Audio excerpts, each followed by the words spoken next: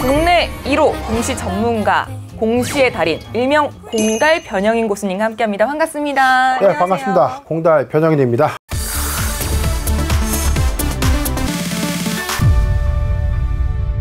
지금 변형인 고수님 나오신다 그래서 많은 분들이 시작 전부터 엄청 기다려주고 계시더라고요. 네. 공시 공부 여기서 하네요. 기대됩니다. 공시만 제대로 보면 솔직히 수익 원하는 대로 우리가 이룰 수 있었어요. 우리가 방송에서 다뤘던 꼭사주는 45% 수익률을 좀 기록한 바가 있었죠. 아 진짜 저 그때 못 잡은 거 너무 후회하잖아요 지금. 오늘 주라랜드도 꼭 기대해 주시고요. 오늘 주라랜드 주제는 황금알을 낳는 공시 탑 7입니다. 공시 공부하면서 수익 냈었어요. 저는 70% 정도 보았어요. 아니, 당연한 겁니다. 왜냐면 공시는 예측 지표라는 게 있어요. 100억 벌던 회사가 한 500억 벌겠구나. 1000억 원 벌겠구나. 자, 이렇게 예측된 지표들이 정말 많이 있기 때문에 그런 포인트들을 잘 우리가 유추 해석하다 보면 충분히 수익을 얻을 수 있습니다. 네. 저는 70%가 흔하다고요? 너무 신기하다. 공시를 굉장히 어렵게 생각해요. 어려워요. 그러니까 쉽게 좀 설명드릴게요. 공시는 공부하는 게 절대 아닙니다. 공시는 공부하는 게 아니라 눈으로 보는 거예요. 눈으로 봐야 될 것들만 보면 앞으로의 주가가 보이죠. 공시는 공부하는 게 아니다. 네. 눈으로 보는 거다. 명언, 정말 명언이다. 어떤 공시를 봐야 돼요? 공시 중에 가장 중요한 공시가 바로 정기보고서입니다. 모든 기업의 핵심은 정기보고서에 모든 내용들이 다 압축되어 있습니다. 애널리스트들도 정기보고서의 내용을 참고해서 투자 리포트를 씁니다. 이게 단점이 하나 있어요. 양이 굉장히 많아요. 이거 어느 세월에 다 봅니까? 그러니까 어느 세월에 다 봐요. 그래서 제가 오늘 딱 봐야 된 7가지 공시 특징 필살기를 준비해봤습니다. 탑7이니까 밑에서부터 볼게요. 새내기주 급소 공략. 새내기주 급소 공략은 보호예수 현황을 체크하세요. 이 정기보고서에 보면 보호예수 현황이라고 있습니다. 그 밖에 투자자 보호를 위하여 필요한 사항이다. 땡땡 이렇게 쳐 있거든요. 보호예수 현황을 보면 3개월 후, 1개월 후에 풀릴 수 있는 예측 보호예수 물량들이 다 기재가 되어 있습니다. 자, 이 부분이 왜 새내기주의 급소를 공략하는데 왜 중요하냐. 청약 배정을 받았어요. 그래서 내가 공모 주식을 받게 됐습니다.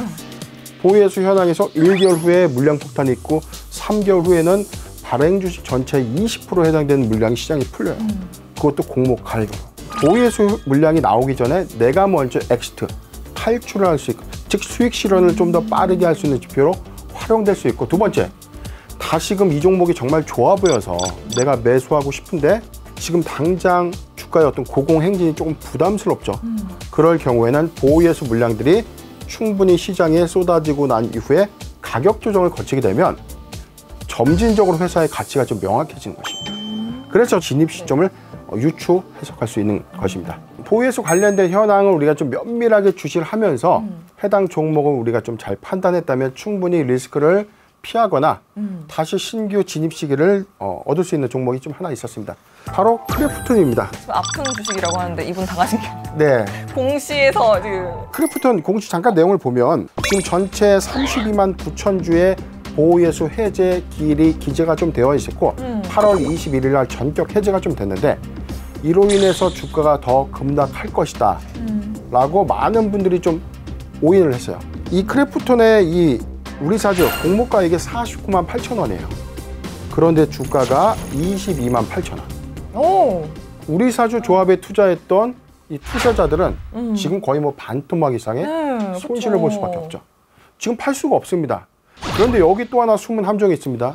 우리사주 조합에 청약을 하기 위해서 대부분 대출을 받았어요.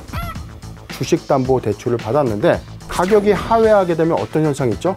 반대매매 우려감들이 시장에 반영됐다. 자, 이 요인 때문에 크래프톤의 주가가 크게 조정을 받은 사례가 있었습니다. 지금 사도 되니요? 근데. 지금 사도 되는 관점보다는 보호예수 물량이 시장에 소화되는 기간을 충분하게 거치고 난 이후에 조정기를 반드시 거쳐야 된다. 저는 좀 더 이 조정기를 좀 거치고 매수하는 것이 좀 유리하지 않겠나 판단을 해봤습니다. 변형인 고수님과 함께 공시에 대해서 좀 더 알고 싶으신 분들은 카카오톡 채널에서 필살기 고수회전을 검색하시고 채널 추가해 주시기 바랍니다. 6위, 지배구조 완전 분석. 지배구조 완전 분석을 위해서 탑업인 출자 현황을 꼭 참고하세요.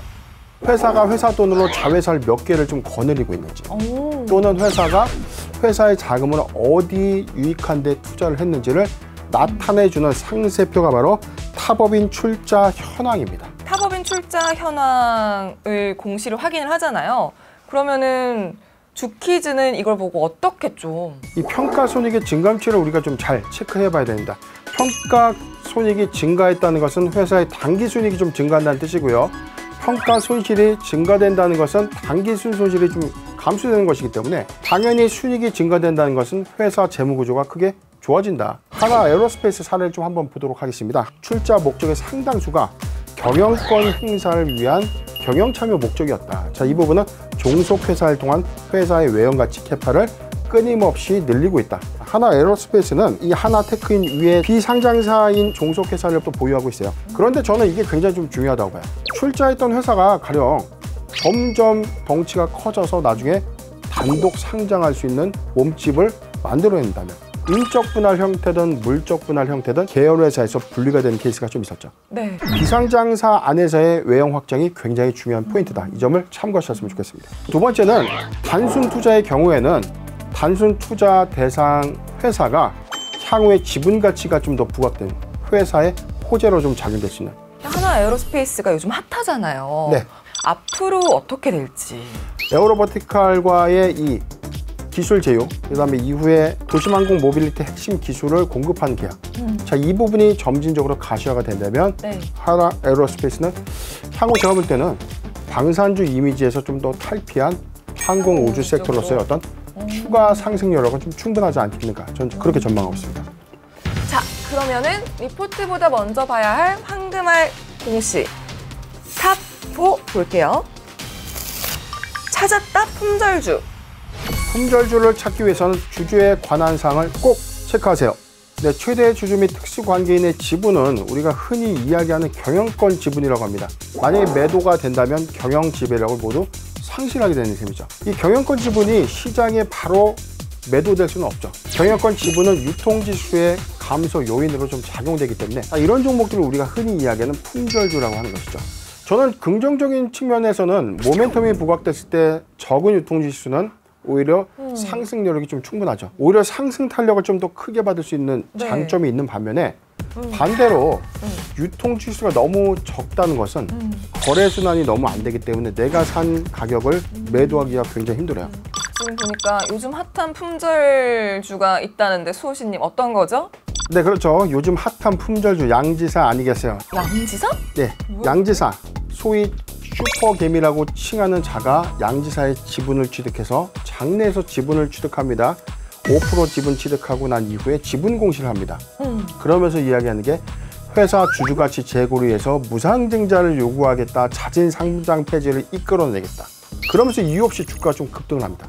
근데 회사는 적극적으로 소명을 했어요. 우리 무상증자 안 합니다.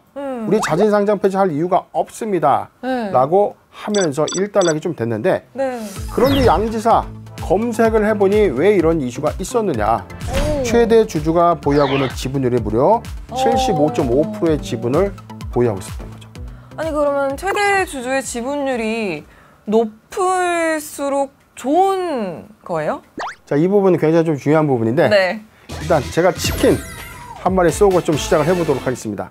품절주의 적정 최대 주주의 지분율은 몇 프로가 적절할까요? 샤돌렌진이 50%, 23% 뭡니까? 정답이 한 분 나왔는데 60%예요.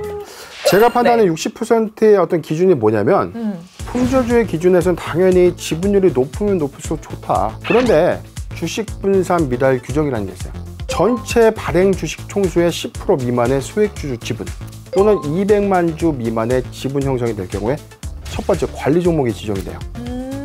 그런데도 불구하고 2년 동안 이 사항들이 해소가 안 된다면 상장 폐지 실질 심사 들어가서 퇴출될 가능성이 있습니다. 주식 분포의 분산 규정을 좀 충족하면서 적정한 유통지수에 안에서의 효율적인 어떤 관점 한 60%가 좀 적당하지 않겠는가. 지분 구조에서 어쨌든 최대 주주가 더 많이 주식을 들고 있으면 배당을 그 사람 많이 받잖아요. 네, 맞습니다. 우리 앵커님 이제 거의 고수가 다 되셨던 것 같아요.